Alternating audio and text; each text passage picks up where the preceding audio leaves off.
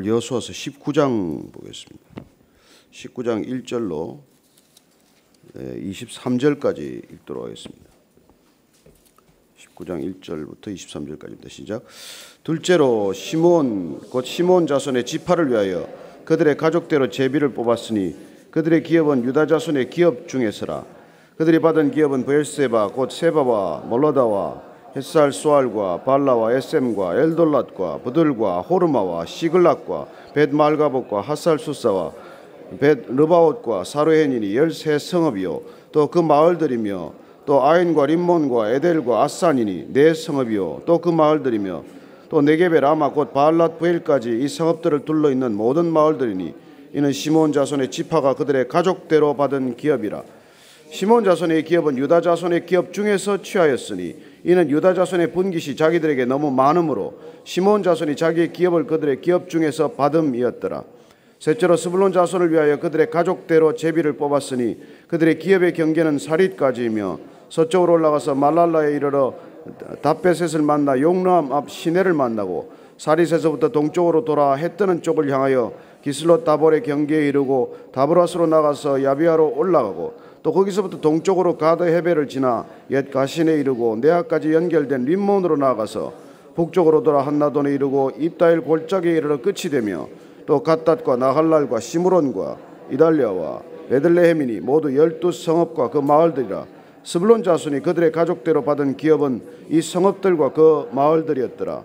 넷째로 이사갈 곧 이사갈 자손을 위하여 그들의 가족대로 제비를 뽑았으니 그들의 지역은 이스라엘과 그슬롯과 수넴과 하바라임과 시온과 아나하랏과 랍빗과 기시온과 에베스와 레멧과 엔간남과 엔핫다와 벳바세스이며 그 경계는 다볼과 사하수마와 벳세메스에 이르고 그 끝은 요단이니 모두 16성읍과 그 마을들이라. 이사갈 자손 지파가 그 가족대로 받은 기업은 이 성읍들과 그 마을들이었더라.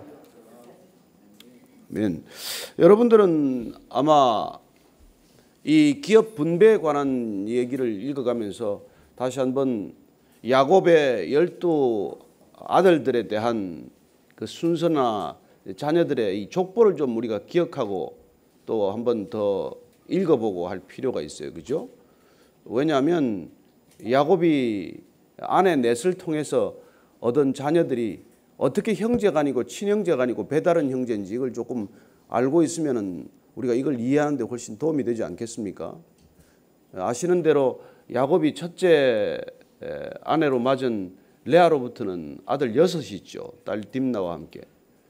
그래서 우리가 루벤, 그 다음에 시므온, 그 다음에 레위, 유다, 그 다음에 이사갈, 스불론, 이 아들들이 레아로부터 태어난 아들들이라는 것이죠.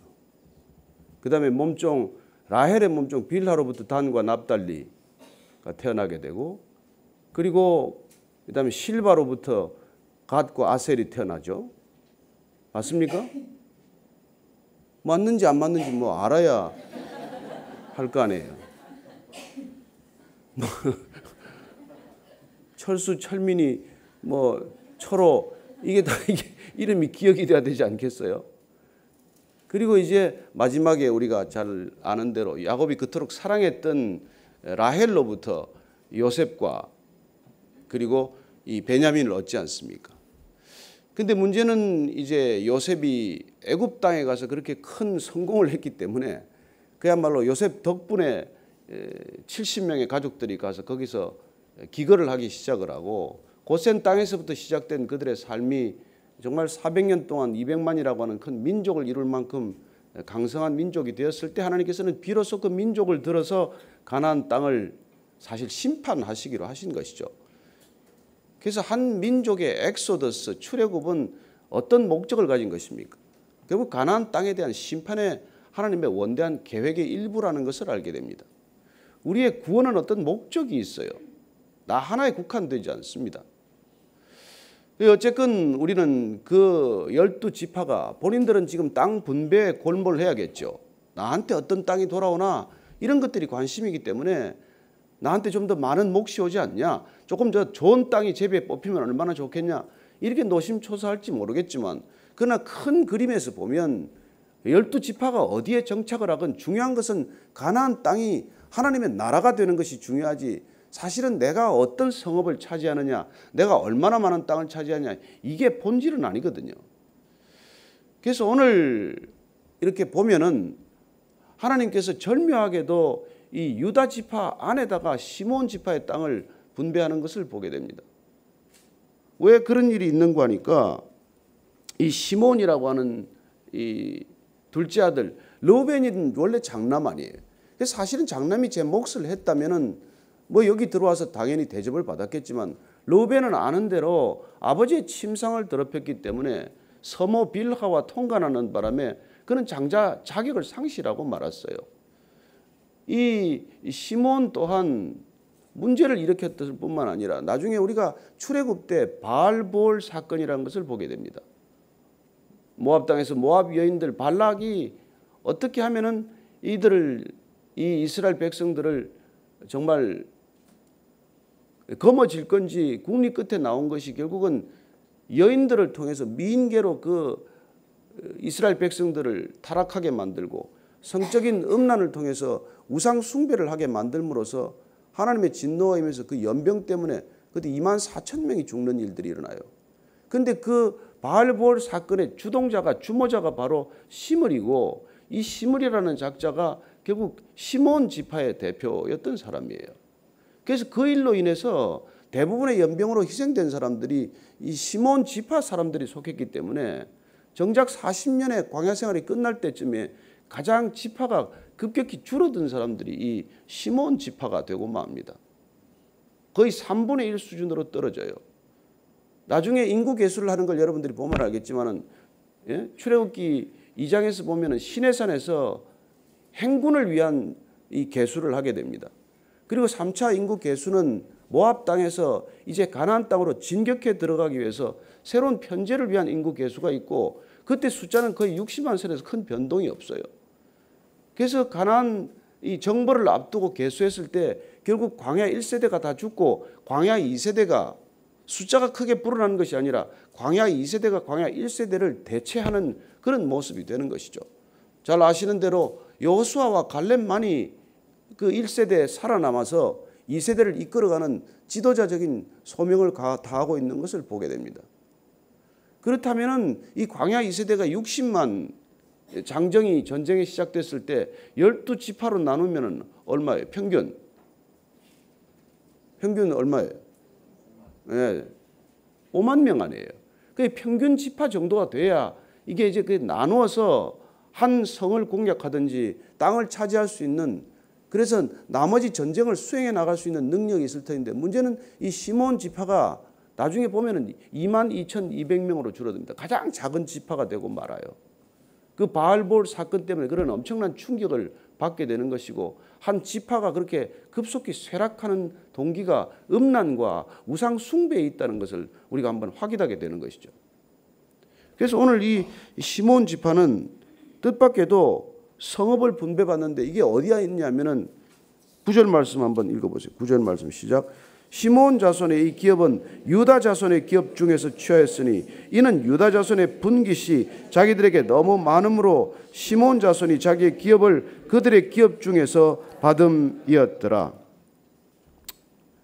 이 유다 자손은 여러분들이 제일 큰 지파가 되었습니다.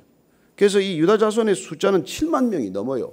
평균 5만 명이면 가장 큰 지파가 되는 것이죠.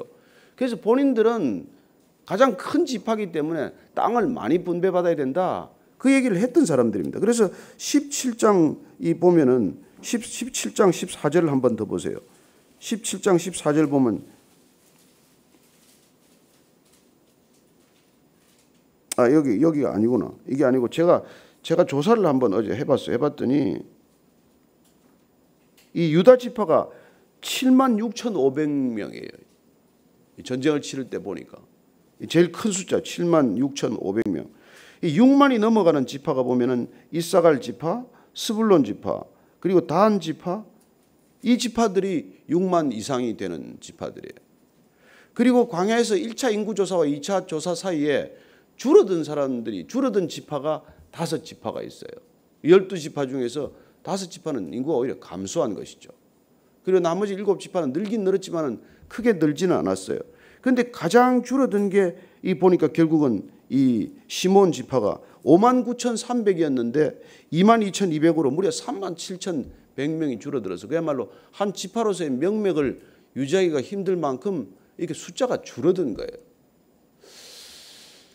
저는 이 인구가 줄어드는 것에 대해서 사실은 우리가 참 반가운 얘기는 아니죠. 우리가 60년대, 70년대 너무 어려울 때 괜히 뭐 2자녀 낳기 운동 또 한 자녀만 낳아서 잘 기르자 그러다가 이제 아예 안 낳는 시대까지 되고 말아서 인구가 감소하고 있다는 것은 대단히 참 불행한 일이에요.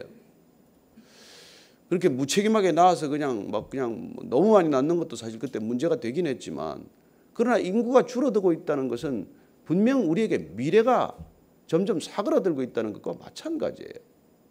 결국 나중에 시몬 지파는 사라지게 됩니다.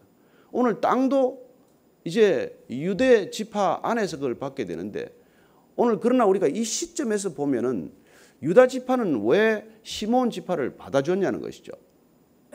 그래도 레아라는 어머니 한 뱃속에서 나서 그래요. 그래도 피가 지난 바가 있다는 것이죠. 어쩌면 뭐 가시나 단 지파가 들어오겠다면 받아줬겠습니까? 힘들었겠죠. 그러나 어쨌건 한 배에서 태어난 형제지만은 그러나 유다 지파가 형 시몬 지파를 자기가 이미 차지한 땅 가운데서 분배하기로 결정한 것은 대단한 결단이라고 저는 믿습니다. 오늘 그 점에 대해서 우리가 조금 더 살펴보면 여러분 지금간의 형제집 간에 뭐 그게 뭘 가르는 게 쉽습니까? 양보하기도 어렵고 양보받기도 어려운 게 사실 형제지간이고 자매지간 아닙니까? 그런데 유다 지파가 뜻밖에도 우리가 땅을 많이 차지했기 때문에 그래 우리가 이 시몬 지파에게 우리 안에 있는 땅을 부분적으로 나누기로 결정을 하는 거예요. 저는 이게 참 은혜 받은 사람들의 삶이라고 믿습니다. 유다 지파가 처음에는 자기들의 가장 큰 지파이기 때문에 땅에 욕심을 냈었어요. 그러나 우리가 이렇게 차지하고 본 적은 이제 형 시몬 지파가 그렇게 숫자가 줄어서 땅을 하나 단독적으로 차지해서 개간해 나가기에는 역부족이다라고 판단되었을 때 우리와 나누고자 하는 마음, 이 마음을 유다 지파가 가졌다는 것. 그래서 두 지파가 아름다운 양보와 공생을 통해서 정말 이 아름다운 이 모습을 보인 것, 이게 오늘 우리가 한번 주목해 보자는 것이죠. 여러분이 많이 가졌습니까? 내가 가진 것이 많다면 나누어야 할 대상이 있다는 것을 뜻한다는 것이죠. 이 시몬 지파가 2만 명으로 이렇게 줄어들었을 때 그들의 어려운 형편을 보고 단독해서 이 땅을 개간하기가 어렵다고 봤을 때 그들이 정말 자립할 수 있도록 우리가 돕는 것, 그게 우리가 형제의 아름다움이고 믿음 안에서 형제된 자들의 삶의 목적 아니겠습니까? 우리가 어려운 사람들이 있다면 그야말로 손을 내밀어 그들과 함께 공생할 수 있다는 것. 저는 이 공생의 아름다움에 대한 이 신앙적 태도나 자세를 우리가 한번 오늘 확인할 수 있게 되기를 바랍니다. 우리가 어른스러워진다는 것은 점점점 더 공생의 능력이 커지는 것을 뜻해요. 애들은 잠시 잘 놉니다. 어릴 때는 잠시 같이 잘 놀아요. 그러나 여러분 조금 있으면 무슨 소리 납니까? 투닥거리는 소리 나죠. 조금 있으면 한 애가 또 맞아서 우는 소리 들려요. 애들은 끊임없이 다툽니다. 소유를 놓고 다투고 시기하고 다투고 그리고 반목하며 다투지만 어른스러워진다는 건 뭐예요? 포용할 수 있는 능력, 공존할 수 있는 능력, 공감할 수 있는 능력, 공생할 수 있는 능력, 그게 어른스러워지는 거예요. 저는 진정한 신앙인만이 참 어른이라고 믿습니다. 우리가 신앙 안에서만이 그런 능력이 자란다는 것이죠. 유다 지파가 사람이 많아서만 큰 지파가 된 것이 아니라 그들한테는 그런 공감의 능력, 공생의 능력, 공존의 능력이 있기 때문에 그야말로 나중에 이 지파에서 예수님을 배출하는 그런 아름다운 지파의 소명과 역할을 감당하게 되는 것이죠. 여러분, 사람을 품는 것보다 큰 사람 없습니다. 어떤 사람은 더 큰 사람을 품을 수 있는 사람이 있습니다.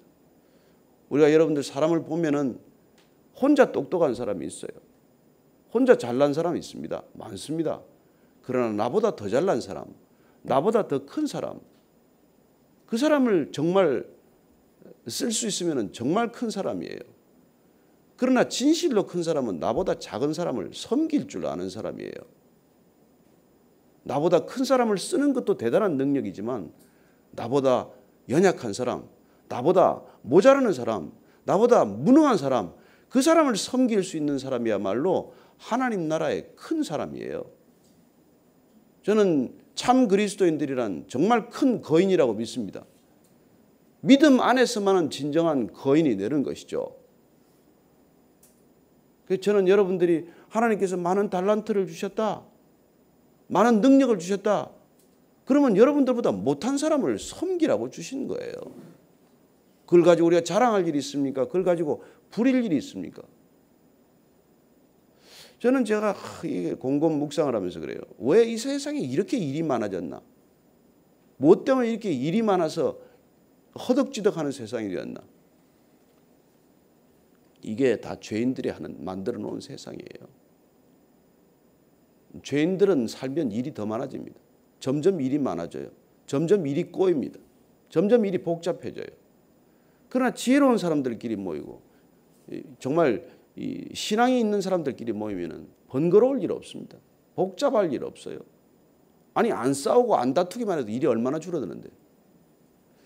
저는 오늘 이 아름다운 공생, 아름다운 공존, 이거야말로 신앙인들의 모습이라고 믿습니다. 크기 때문에 품어줄 수 있고 작지만 여러분 그거 품는 것, 그 품에 들어가기 쉽지 않습니다. 시몬 지파도 섬김 받는 아름다움을 보여주고 있어요. 여러분 섬기는 것도 아름답지만 섬김 받는 것도 아름답습니다. 감사하며 받는 것 겸손입니다. 대부분 받고도 교만합니다. 2번, 3번 받으면 기득권이 되고 권리가 돼요. 정말 받을 때 겸손하게 감사하게 받을 줄 아는 것도 겸손이고 그것도 능력이에요. 받지 못하는 건 교만해서 못 받아요. 만약 시몬 지파가 난 못 받겠다. 우리가 뭐 숫자가 좀 작으면 작았지. 우리도 독립적으로 땅을 줘야지. 어떻게 내가 우리 동생 지파에 가서 빌부터 먹고 사냐. 여러분 교만하면 그런 태도를 보이지 준다고 못 받습니다. 준다고 감사하지 않아요. 정말 겸손할 때 줄 수 있고 정말 겸손할 때 받을 수 있고. 그래요. 저는 아름다운 영성이란 정말 섬길 수 있고 섬김 받을 수 있는 영성이라고 믿습니다. 나는 섬김 못 받습니다. 예수님께서 베드로의 발을 씻기고자 합니다. 쟤들은 씻겨도 나는 못 씻깁니다. 내가 주님의 발을 씻겨야지 어떻게 주님이 내 발을 씻깁니까? 말은 그럴듯해. 말은 틀린 데가 없어요. 그러나 주님께서 내가 내 발을 씻기지 않으면 넌 나하고 상관이 없다. 왜 그렇게 말씀하시겠어요? 우리는 주님을 섬길 능력이 없는 사람이에요. 주님 섬김을 제대로 받기만 해도 돼. 그건 못 받으면서 누굴 섬긴다고 그래요. 저는 여러분들이 주님께서 여러분들을 섬겨주시는 걸 감사함으로 겸손함으로 기쁨으로 받을 수 있게 되기를 바랍니다. 이게 먼저 받아야 돼. 먼저 넘치게 받아야 돼요. 넘치게 기뻐야 돼. 넘치게 사랑스러워야 돼. 그래야 우리는 누군가를 정말 품을 수 있는 사람이 되는 것이죠. 스불론 지파 한번 볼까요?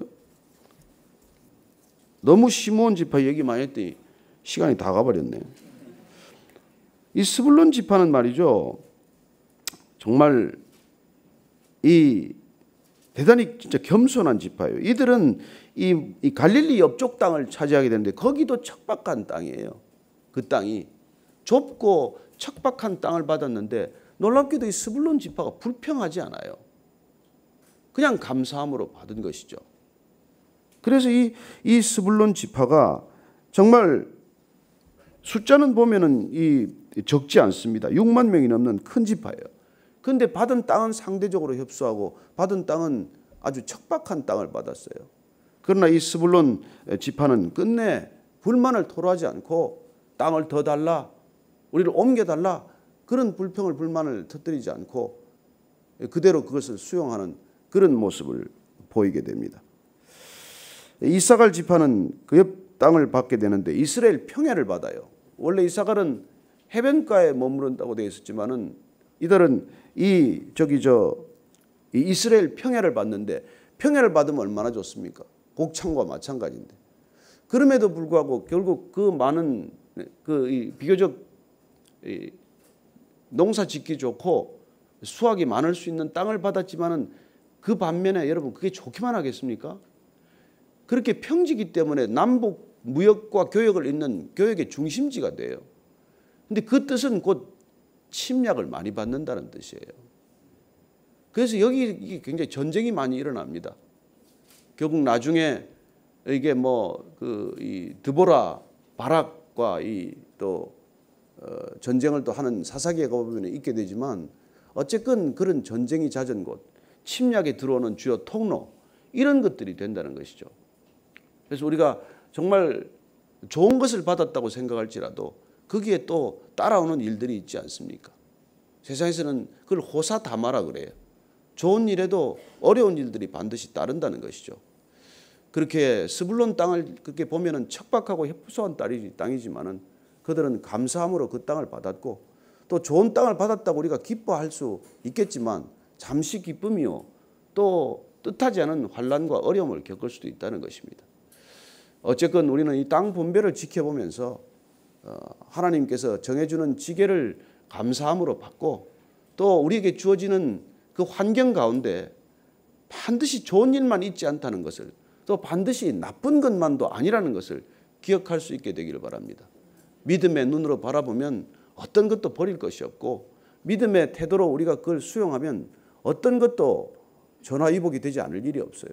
당장 어렵더라도 그걸 우리가 믿음으로 기뻐하면 반드시 그 어려운 일들을 통해서 열매를 맺는 것을 경험할 것이고 그 어려운 사건 뒤에 감추어진 하나님의 귀한 은혜의 선물을 우리가 꼭 받게 될 줄로 믿습니다. 저는 특별히 오늘 이 시몬 지파를 받아준 유대 얘기를 통해서 유대 지파 얘기를 통해서 우리에게 품어야 할 사람을 주셨다면은 품을 수 있는 아침이 되기를 바라고 아직도 품지 못한 사람이 있다면은 오늘 이 기도의 자리에서 하나님 내가 가진 것이 넉넉합니다. 먼저 그렇게 선포하십시오. 먼저 그렇게 담대하게 말씀하십시오. 없는 것 생각하지 마십시오. 가진 것 생각하십시오. 겸손은 가진 것 생각하고 가진 것 감사하지만은 교만은 없는 것 생각하고 없는 것 불평하는 사람이에요. 신앙 좋고 나쁘고 간단합니다. 감사가 많으면 좋아하는 거예요. 불평 불만이 많으면 신앙 없는 겁니다. 그 딴소리 할 거 하나도 없어요. 저는 여러분들이 주신 감사, 주신 것이 많다고 고백하고 그 감사 때문에 나는 누군가와 이걸 나눌 것인가, 누군가를 품을 것인가, 누군가에게 이 복음을 전할 것인가, 오늘 그렇게 생각하고 기도하는 아침 되기를 축복합니다. 같이 한번 기도하겠습니다. 하나님 아버지, 정말 객관적으로 보면 부족한 것이 많지만 그러나 부족함을 입술에 올리지 않고 하나님 주신 것이 많습니다. 감사의 제목이 많습니다. 감사할 것이 많습니다. 사랑하는 자녀를 주신 것도 감사하고 안 주셔도 감사하고 재산이 있어도 감사하고 재산이 부족해도 감사하고 건강해도 감사하고 건강하지 못해도 감사하는 우리 모두가 되게 하여 주옵소서. 그래요. 그래서 감사한 것을 나누고 싶습니다. 감사하고 있는 것들 누군가와 나눌 수 있는 삶이 되게 하시고 누군가와 나눔을 통해서 누군가와 공생을 통해서 누군가와 공존을 통해서 하나님이 이 땅 가운데 하나님이 드러나고 하나님이 증거되는 삶이 되게 하여 주옵소서.